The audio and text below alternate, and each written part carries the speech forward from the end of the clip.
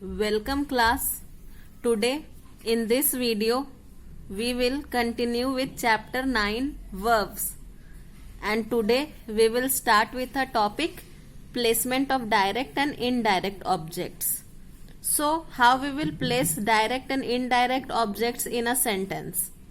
See example. Mother gave Ankita a glass of juice. So we always see that the indirect objects come before the direct object. However, it is possible to reverse this position. So we often see that indirect object, it comes before the direct object, and we can change the position of direct and indirect object by using a preposition to with the indirect object. So we can use a preposition to along with the indirect object to reverse the position of direct and indirect object. See the example. The king gave the soldiers a reward. So now what we will do? We will add to with the indirect object. So here indirect object is soldiers. So we will add to with the soldiers. So what will be the actual sentence? The king gave a reward to the soldiers. So we have changed the position of direct and indirect object. Same can be done by using the preposition for with the indirect object. So she made her little sister a pizza. So we will add for with the indirect object. Here the indirect object is little sister. So we will add for with the little sister. So she made a pizza for her little sister. The actual sentence came, she made a pizza for her little sister. So from this we came to know that by using preposition to and for we can change the order of direct and indirect object. Now see, here a point is given. The use of preposition to and for does not work with all the verbs that take two objects. So we can use the preposition to and for with some verbs, with some indirect object, with not all the verbs. Okay, so like the library fined me 20 rupees. Here me is indirect object and 20 rupees is direct object. So we will not use to with me because me is indirect object. We will not use to or for with me. So here it does not goes, the work of to and for does not happens here. We can't put to and for with all the verbs. So we can only use the preposition to and for with some forms of verbs. It does not go with all the verbs. Now we will come with the topic verbs, main and auxiliary verbs. So what are main verbs and auxiliary verbs? Main and auxiliary verbs are the two types of verbs which are classified on the basis of their function. So the two categories based on their function are main or principal verbs, and the second one is auxiliary or helping verbs. So first we will come to main or principal verbs. Words like run, dance, eat, work and jump are principal verbs. We add an ending or we change them to get other forms. So some of the words are given that run, dance, eat, work, jump. These all are principal verb, and we can just add something to it to change the form, or we can just change the word. So dance is changed into danced, D is being added. Here eat is being changed into ate. The word is being changed. Eat became ate. So this is main verb. Now we will come to auxiliary verb or helping verb. Auxiliary verb is used with main verb for forming a verb phrase. Forms of be, have and do are auxiliary or helping verb. So auxiliary verb is mainly a helping verb. Some of be, have and do are helping verb. So some of the forms of auxiliary or primary verb is given, that be. What is the present tense of be? Am, is, are.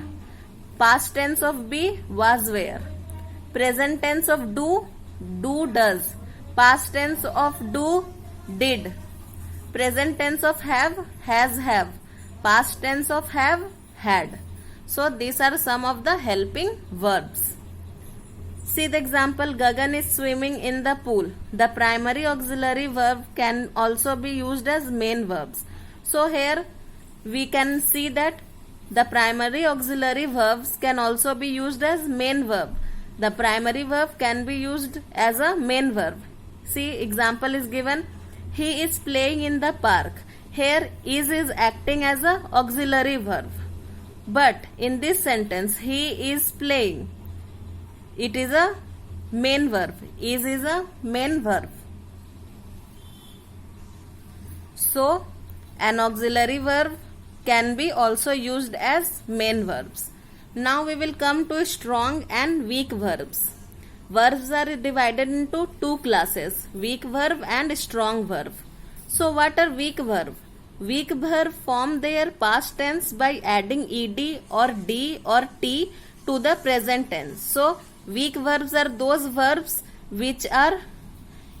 in which we can make the past tense just by adding ed, d or t. See here it is added ed, d and t is added. So watch, laugh, learn. These all are example of weak verb. Now we will come to strong verb. Strong verb form their past tense by merely changing this inside vowel of their present tense. So strong verbs are those verbs which form their past tense by changing the inside vowel. See the example of a strong verb, rise, know, speak, fall. So the vowel in rise is I. So I is changed into O. It became rose. K-N-O-W, no. O is changed into E. So no became new. Speak became spoke. Fall became fell. So the vowel is changed into some other vowel in strong verb. Now in point 3, observe how the past tense of the following verbs is formed. So in present tense, the verb is something else, and in past tense, it changes into something else. Buy became bought, catch, caught, tell, told. There is very simple way of telling whether a particular verb is strong or weak verb.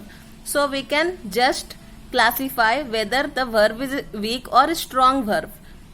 If in the past tense of the verb there is present a final d or t that is not found in the present tense, it is weak verb. So, how can we classify that it is a weak verb? It is a weak verb when in the past tense a final d or t is present. So, that verb will be weak verb. Now, some of the list of strong verbs are given. Arise, arose, arisen, awake, awoke, awakened. These all are examples of strong verbs. So, go through this tables. Here also some of the strong verbs are given. Go through this table. See, everything is changed. Do is changed into did, done. So this is a strong verb. It is changed into something else. But in this list of weak verb, we can see that only t is being added to past and past participle.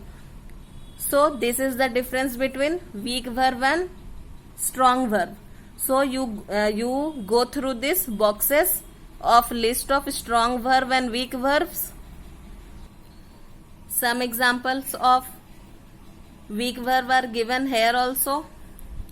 Now some of the other verbs are also given. The following verbs have 3 forms: present, past and past participle alike. So some of the verbs we can see that they does not change. They are alike. Present, past, past participle, everything is alike. So there is no changes in these verbs. Burst, burst, burst. Put, put. Hurt, hurt. Let. No changes is being shown here. So these are some other category of verb which does not changes. It is alike. So students, today we have completed chapter 9. In our next video we will start the next chapter. So your homework is to go through the whole chapter and read the tables of weak verb, strong verb and the other forms of verb. So students, that's all for today. Thank you.